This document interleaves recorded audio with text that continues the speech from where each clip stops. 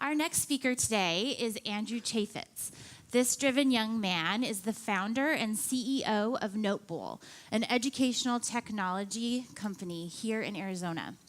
He made his mark in the EdTech industry by being a true problem solver. He saw a problem. He didn't just ignore it or complain about it, but he took every opportunity he could to find a solution. His story that he's about to tell you is inspirational for not only faculty, but students as well. So please give a warm welcome to Andrew.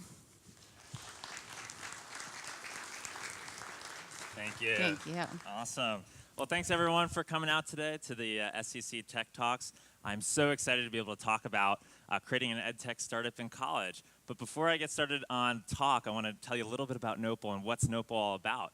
So this draft wants to get your participation, wants you to have some fun here. So I want to see a show of hands. Who's ever heard of this tool and this social network you might have used before? Facebook. All right, nobody, right? Nobody, all right.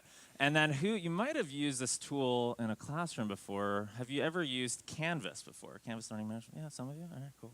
So basically, NoteBowl is like Facebook for Canvas, and essentially a community environment directly integrated inside of the Canvas learning management system. So I want to show you what I built, that startup company I'm going to be talking about, and I'll show you the tool first. So here it is. Welcome.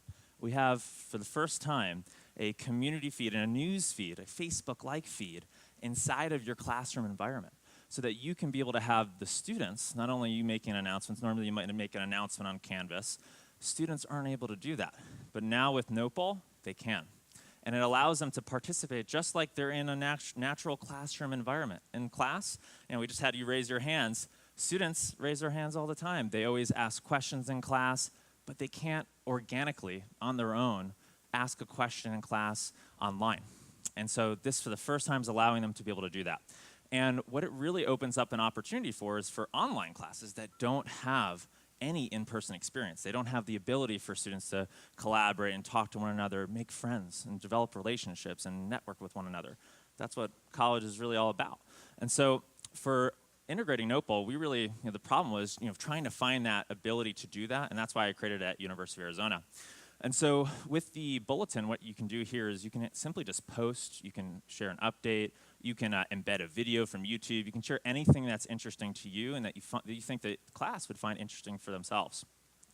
You can be able to comment, you can like posts, you can also, it's a really cool feature, you can ask something anonymously. So if students like a little shy or embarrassed, they can just click anonymous, and it's anonymous to the whole class except the faculty member. And faculty is still able to hover over and see who's posted it. And then you also can start a YouTube Live lecture. So if you want to do like lectures online, kind of like Facebook Live, but for your class, you can do a lecture, you can do office hours, a review session, anything you'd like to do with it. So there's so many capabilities and use cases for this environment, and it really allows the students to be able to interact with the instructors and the students like never before. And you really can use it instead of email, because a lot of the students will email one-on-one to faculty, and faculty have to redundantly answer the same questions over and over again. And no one wants to be redundant with their questions and answers. So what's nice about this is once someone asks something, everyone sees it. And even if someone never would have thought to ask that question, now they have the ability to see, oh, that student just asked that question, and another student just answered it, and the faculty member did too. Now I know. And so you start to have these students engage online in a whole new way, and so many use cases are going to come about it, and we're so excited to see it being used here at Scottsdale Community College and some of the other Maricopa community colleges locally here. And that's just the first part of the tool. The second part of the tool is our discussion boards piece.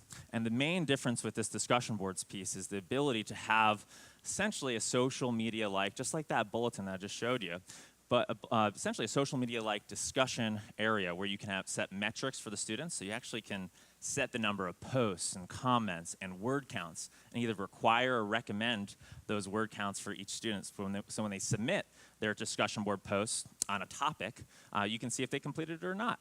And then this area also allows them to really engage like never before, where it's this Facebook-like environment. And you can see right here, you can see the total posts. And again, that same Facebook-like environment to be able to share files and videos and photos, comments, like all that stuff that you're used to on a daily basis. You know, when you raised your hand and you said you're used to Facebook, most people are. So let's have an environment that students and faculty can both really enjoy, engage students, and allow them to be able to be more successful in their classes. And what's really cool is for faculty, if you're trying to grade, and usually it's really, kind of a redundant experience. You have multiple screens open with all the different posts and comments and trying to find, oh, I'm going to scroll to this person and this student.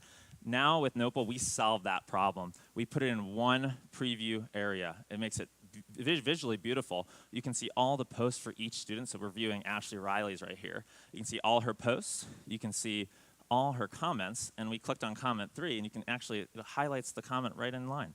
So you can see the post on the left-hand side, you can see the comments above and below Ashley's, and then you also can grade it, see that, oh, it was completed, she completed the requirements. See, that grade then syncs right to the Canvas gradebook, and you're able to see word counts as well, and we automatically will calculate your word counts as you're typing as a student, and then when you post it, you're able to see on the back end all the word counts. And then below that, you can write a reply, provide feedback, and be done. And so NoteBowl, the whole tool that I created in college as a startup, essentially provides this community environment to engage your students and to make it so that students are interacting with you. They're not sleeping in class, and they're not checking Facebook or their phones. They're interacting. They're interested about the subject matter that you're talking about in class and paying attention. And so that's essentially the tool. So now what I want to do is, now that I talked a little bit about what NoteBowl is, I want to share with you my story and how I created this so that you can use this as a blueprint or as a guide to advise other students, because I've talked to a lot of faculty members during my whole college career creating this tool. I literally used my entire 4 years in undergrad to create this program and talked with everyone about this and got so many advisors and help along the way. And so any students that are coming up to you, or if you're doing any group projects, allowing students to be able to extend that group project beyond, is exactly what I did. And I think this could be able to help a lot of students in your classes be able to be successful. So how my story begins. Well, I was a kid coming from New Jersey. I knew absolutely no one in Arizona. And coming to the University of Arizona, I just started from scratch. I was in my dorm room. I loved the campus. It was a great campus community. But I noticed something weird. All the campus buildings are super great and beautifully designed, but the online experience was just didn't match my expectations. And I felt there's got to be a way to make this better. And so really I started with that frustration of, I was frustrated with that online experience. I was frustrated that I couldn't communicate with other students, and that really I was told to kind of figure it out for myself. And I felt like there's got to be a way where I can connect with other people in my class, with my community, with clubs and organizations online, and there really wasn't. So I wanted to be able to go solve that. And a lot of people, during the first year or so that I started out, even year 2 or so, in college would say, why create a startup? Is it worth it? Why take a risk? And what I would say to that is the riskiest thing is to never take a risk.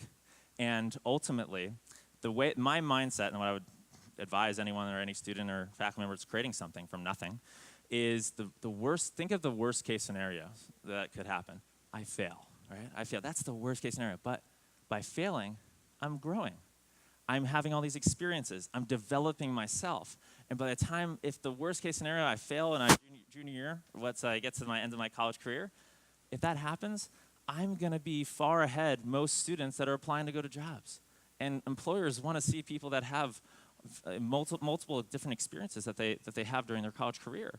And I would have it no matter what at the worst case scenario. So that's how I thought about it. And then the best case scenario is that I'm able to have something that I love to do for the rest of my life, potentially. And that's exactly what happened. So go after and advise students to go after their dreams, shoot for the stars, because college is the perfect environment to be able to test your theories, to try things out, and to make them come to life. And so ultimately, from there, I took the risk, I took the challenge, I took the good opportunities, and started solving my problem from a frustration. So if students are coming to you and saying, hey, I have these frustrations, think about how to solve those frustrations, because ultimately, the people that are frustrated with things, those are the best problems to solve. And some of the biggest problems in the world, a lot of people are frustrated with, but maybe don't want to work on because it's a little too hard. Those are some of the problems that I really like to do, like education, so many problems to solve. Healthcare, so many problems to solve.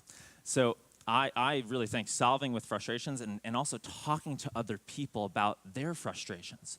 So if you have a frustration, talk to other people about it. See if it's not only your frustration, but many, many other people. And that's exactly what I did at college. I had this environment where I had basically the users that were going to use my tool. I had faculty, I had students, I had administrators and staff. And I would talk to everyone about, hey, what's your frustration going on right now? And everyone kind of shared the same frustrations about engaging students. So I was like, this could be something that could be pretty valuable. And so that's really where it really started off for me. And ultimately, this is how my mindset of thinking about how I can solve this problem with solving with the frustration is solving with the future. So what I mean by that is you want to look like in education, for example, things take a long time to happen, right?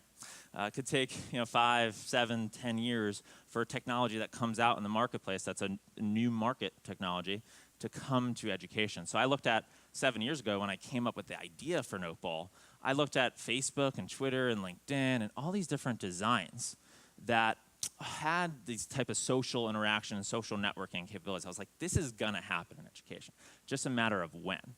And let me be the one that drives that into the future and make that happen faster and accelerate that adoption and also be the one that does it right. And that was the most important thing. And if you look at artists in the world, the best artists take designs from multiple different people, multiple different designs, and combine it and mix it into one of their unique use case for that design. And so what you want to do is really think of the designs that are out there, think of the new market opportunities, and essentially be able to create something new and unique and a new spin on it. Another example to this is, if you're probably looking at the news, you're probably hearing about cryptocurrency and Bitcoin. Well, how is that going to be involved in education?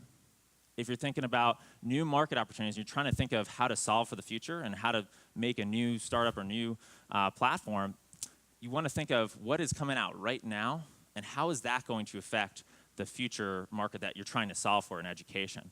And an example could be, with cryptocurrency, well, an economy that you have in here in college, that's essentially, you can have an economy driven by a cryptocurrency and a digital payment system. How is that going to affect tuition, or how is that going to affect how people pay for things? That could completely revolutionize the market. And so when you think about trying to think of how can I think of an innovation, think about new market opportunities and how that can solve for this certain type of market. And another example would be for, you see Uber going around in their autonomous vehicles around here in Phoenix, right? So how is that, the future of that market, going to impact education? And maybe students in their cars, they don't have to drive anymore, so they can learn in the car. There could be services tied into the car. Maybe you can better commute to other campuses because, hey, now you don't have to drive from place to place, and it can just pick you up easily. So there's so many innovations that you can think of when you think of applying a new trend and a new market opportunity to the one that you want to solve. And what's very important in building something is to get support. And I drove iteration and innovation, really, with the community around me. I started literally, I didn't know anyone. Anyone could, if I could do this with being an average student, knowing nobody, anyone can. Because I was in my dorm room, I knew absolutely no one. And I just went from person to person and just took advantage of every good opportunity that came about and really went about to talk to everyone, talk one-on-one with people, get advice. And I think sometimes people are afraid to ask for help. Don't be afraid to ask for help. People want to help you. Like when people come up to me or ask me for help over email, I'm like jumping to the opportunity to help them because someone else helped me. And so pay it forward. And that's what all my advisors and mentors have always told me is pay it forward to other people that have been in the same situation as you. And go and ask for help because people want to help you. And that's eventually what happened is I didn't join an entrepreneurship program for my freshman year. I created it. I created my own pathway, my road to get to building this tool, and it just took conversation to conversation to conversation, and eventually, talking to students, talking to faculty, talking to staff, talking to admin, talking to CEOs, and more. And it allowed me to be able to grow my company by listening to other people and getting feedback to help drive my, the frustration that I had, to drive a solution to it and to make that solution so much better over time. And one important thing about building anything is making sure you have a good team. And Scottsdale Community College is an amazing team of innovators. And that's what we did at NoteBowl is try to find people, and I found my co-founder that really was passionate about solving this problem of student engagement. and allowing students to be interacting with each other. And you gotta find people and find team members. And college was a great environment for me because all the skill and talent was around me. I had students in different departments and colleges, and I could go up to them and find people that really were passionate and mission-driven. So you want to definitely don't find people that are driven by the dollar. Find people that really care about solving their problem, because also it'll be better for them. They want to work on something that they care about, that drives them every day to get up in the day and to go to work and make something happen. And that's exactly what we found with all the team members, that were focused on long-term success and that wanted to be able to solve something and make an impact on the world. And so find people that really want to be a part of your team that way. And when you get ready for launching something, you want to get the feedback from early users. I sat down with Brian Carter at University of Arizona, and he was just the most incredible person, just giving us so much feedback and willing to listen. And as a faculty, talking to another faculty member, it just was incredible experience. So if students come up to you, show them that respect. I mean, Brian Carter definitely impacted my life and what we've done at NoteBowl. He's been such a great innovator and user of us. The folks at Scottsdale Community College have been unbelievable as well and taking a chance on us. And we are just so excited to be able to work with them and plenty of others in the Maricopa system and also across the world. But definitely have students, if they come to you for help and feedback, give them that support, give them that advice, and help them, basically get to their end goal. And that will also make you feel better because you're helping other students. And ultimately, the big thing is you want to do things that don't scale. Ultimately, it's going to take, in creating any startup, it's going to take, basically sitting down one-on-one with coffee and sitting down and talking to all these people and going one by one by one, like I was saying before. And you want to do things that basically are not going to be where you're at and when you're at 10,000 employees. You want to be able to do things that are not going to, every employee in your company is not going to do. And as an entrepreneur, I need to make sure that I'm developing relationships. Relationships are key. You want to make sure to work with every single person and partner with these people and with your customers or users, have them be your coaches and your guides and your advisors for your company, because that's essentially what you're doing here. And that will help you drive success, because if you're listening to other people and you're taking their advice and you're inserting it into their product, they're going to be jumping for joy because they're advocates. They're getting something that they want, and you're getting the best product and best company experience. And so that's what it's all about, developing relationships, because that's what life is about. It's developing relationships with people, solving problems, going after these big challenges, taking risks and opportunities, and really look at the risks as opportunities to solve a new thing and to grow individually. And what I'll leave you with today is the only way to find out is to try. You have, and like I've been kind of saying this whole talk, it's about trying to find what you can do to really improve yourself. I started out in college at University of Arizona. I knew nobody, but I came in the mindset of trying to solve a problem. I knew I wanted to get involved. I knew I wanted to do something to impact the world and move our society forward and move humanity forward. And ultimately, that allowed me to reach my full potential and still going into the future eventually to reach my full potential and success. So thank you so much. Appreciate it.